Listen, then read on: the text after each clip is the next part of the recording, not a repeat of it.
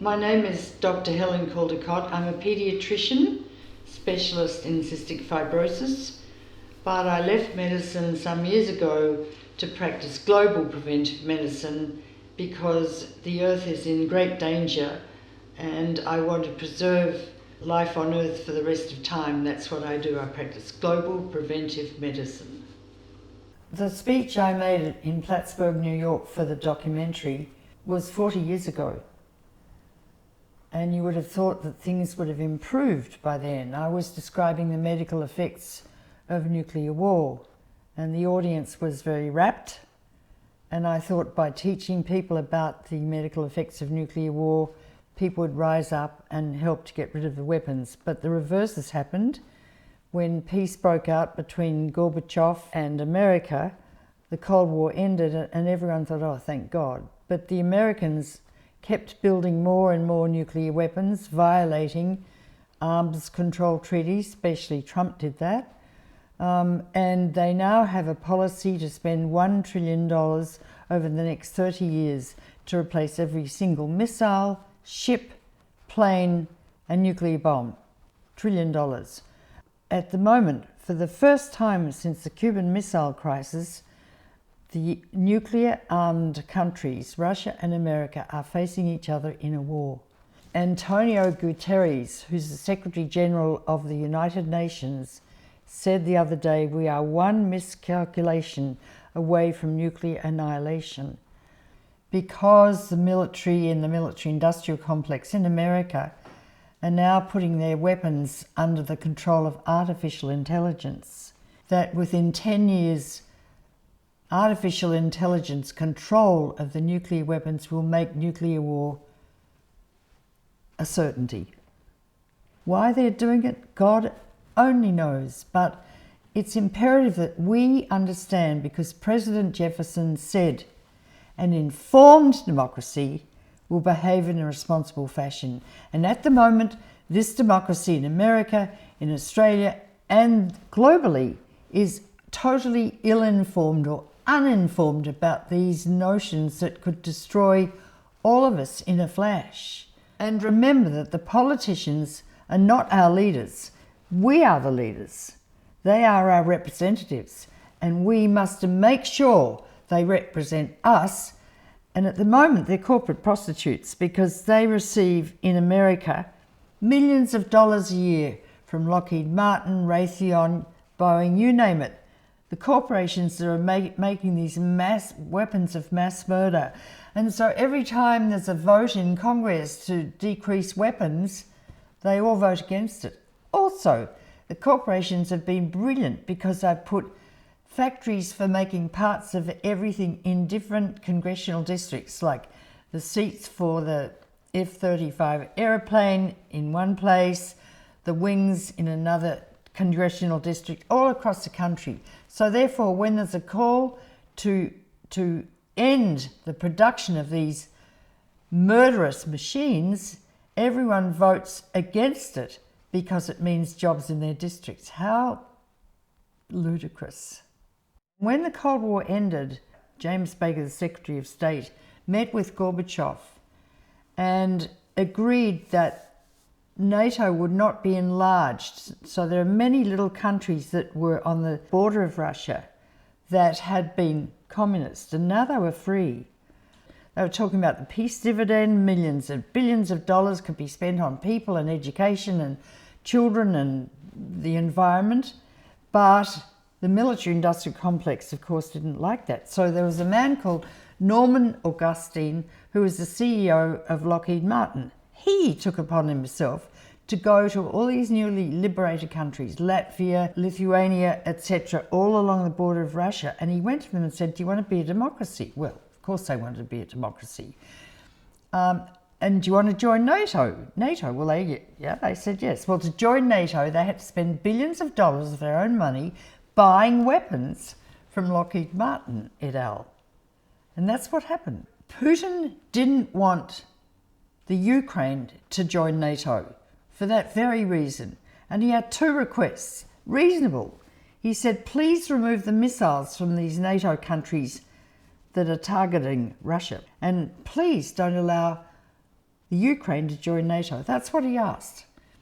And America pondered and pondered and pondered for months and months and finally said no to Putin. So Putin organised stupidly and criminally, really, a huge army to invade the Ukraine and bomb the hell out of it and kill thousands of innocent people and total destruction. And Putin is even suggesting using nuclear weapons. Well, if he used one small tactical nuclear weapon dropped from an aeroplane, that would vaporise and kill hundreds of thousands of people in the Ukraine, and America would just respond automatically like that, within minutes. But it's very tenuous. The world is on hair trigger alert, and we go about our daily lives not even understanding. I mean, can you think of anything more evil? And it all happens behind our backs, and it all happens using American hard-earned tax dollars, which should be going to education and the environment and the like.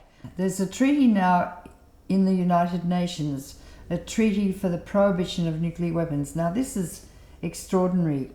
Such a treaty has never been up before the United Nations. It was initiated by two men in Melbourne, Australia, Dr. Tilman Ruff and Tim Wright. And over 60 nations have ratified this treaty to prohibit nuclear weapons, get rid of them all.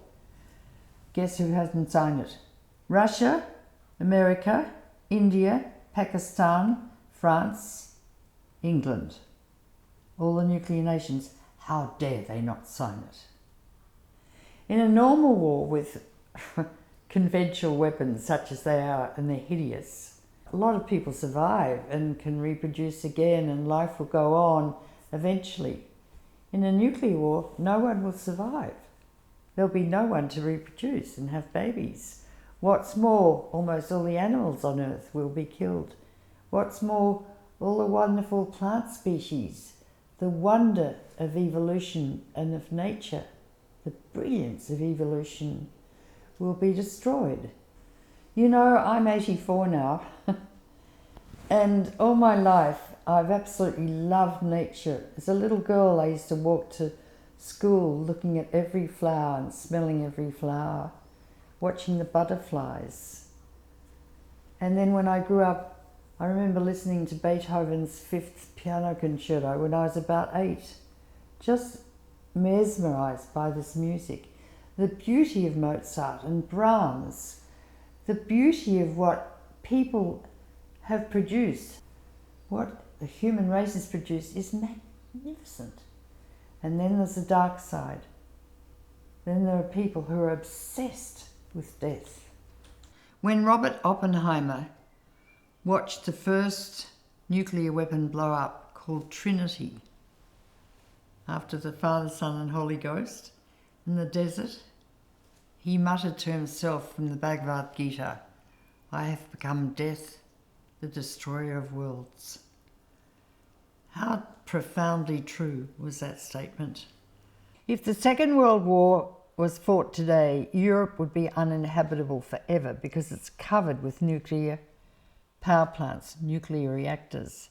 You remember what happened with Chernobyl. You know, since Chernobyl melted down with that dreadful accident, over 1 million people have died in Europe, and they're continuing to die. Now, a small nuclear war between India and Pakistan over time would kill over 2 billion people just from starvation, let alone being killed with the nuclear strikes on their cities and the like, and dying of acute radiation illness. They'd die of starvation because all the crops would fail.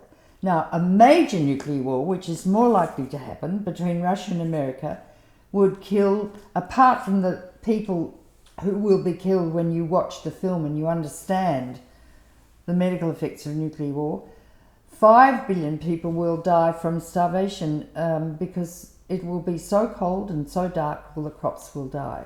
2 billion people with a small nuclear war between India and Pakistan.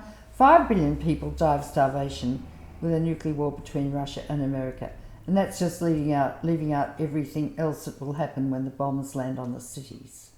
The American Air Force had been told to save 3 cities, so that they can use their new atomic bomb on one or two of them.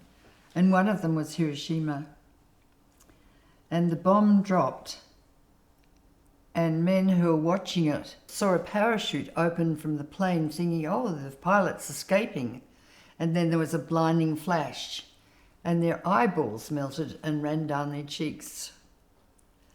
And a little boy was reaching up to catch a red dragonfly on his hand against the blue sky. And the blinding flash happened, and he disappeared and left his shadow on the concrete beneath him. And that shadow and concrete is in the Hiroshima Museum. Look, having watched this film and taking in all the information you've just heard, I want you to go out into your garden or into the park and go and smell the flowers and go and watch the bees and the butterflies and realise how extraordinary it is, the beauty of nature, and how much you love your children. Understand that? What a privilege it is that you ever were born and existed. Then you'll rise up and decide you're going to save you children, the butterflies, the bees, the birds, the flowers, if you love this planet. And I know you do, if you love yourself.